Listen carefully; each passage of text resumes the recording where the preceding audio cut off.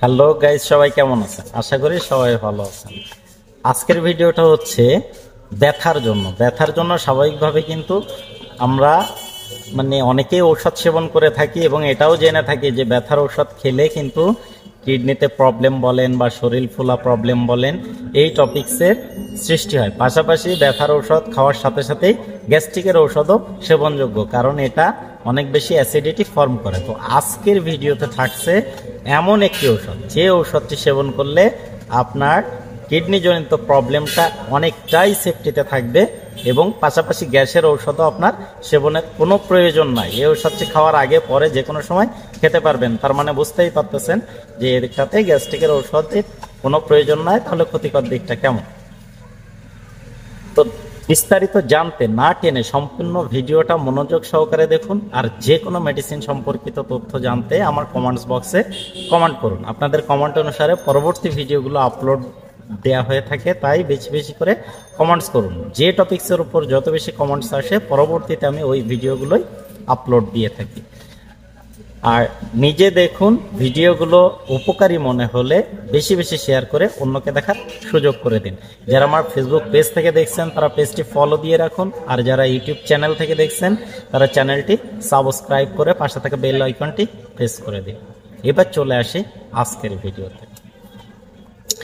আজকের ভিডিওর টপিকস হচ্ছে, দেখবেন যে যারা এই শীতকালে কিন্তু ব্যথাটা একটু বেশি দেখা দেয়, সেটা যে কোনো টাইপের ব্যথা, আর্থ্রাইটিস বলেন, বাত ব্যথা বলেন, পেইন বলেন, মুরব্বীদের কথা তো বলাই চলে না, বয়স্ক যারা, তাদের কিন্তু এই শীতের সিজনে কিন্তু এই ব্যথাগুলো প্রচুর আকার ধারণ করে এবং জোরালো আকার ধারণ করে। তাই আজকের ভিডিওটা আমি এই পেইন ম্যানেজমেন্ট নিয়ে বা পেইনে বা ব্যথানাশক ঔষধ নিয়েই আজকের ভিডিওটা করতেছি।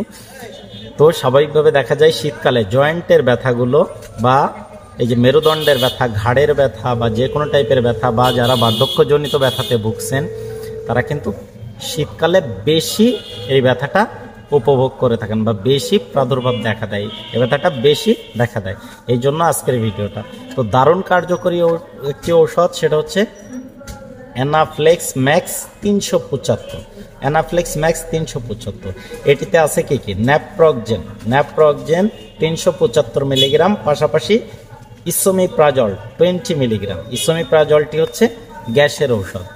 এইটার মধ্যে, এই ঔষধের মধ্যে ন্যাপ্রোকজেন এবং ইসোমিপ্রাজল দুইটা একসাথে কম্বিনেশন একটা ওষুধ, যার ফলে এই ঔষধটি খেলে আপনাকে কোনো গ্যাস্ট্রিকের ঔষধ বা অ্যাসিডিটির ঔষধ এক্সট্রা করে খাওয়ার প্রয়োজন নাই। এবার আসি এটা ডোজেস ফর্মে।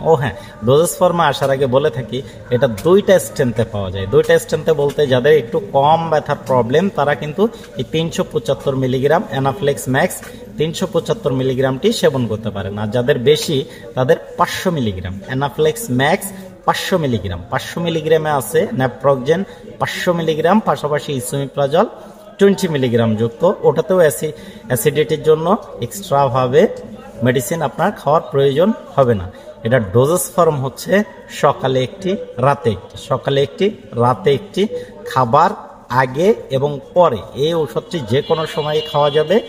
এটি স্বাভাবিকভাবে 7 থেকে 14 দিন পর্যন্ত, 1 সপ্তাহ থেকে 2 সপ্তাহ পর্যন্ত সেবনযোগ্য।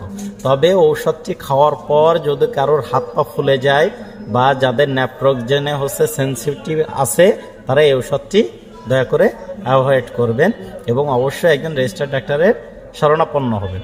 তো যেটা বলতেছিলাম, এটি 1 সপ্তাহ থেকে 2 সপ্তাহ পর্যন্ত সেবনযোগ্য এবং যে কোনো টাইপের ব্যথাতে এটি দারুণভাবে কার্যকরী একটা ঔষধ, ন্যাপ্রোকজেন এবং ইসোমিপ্রাজল সংযুক্ত।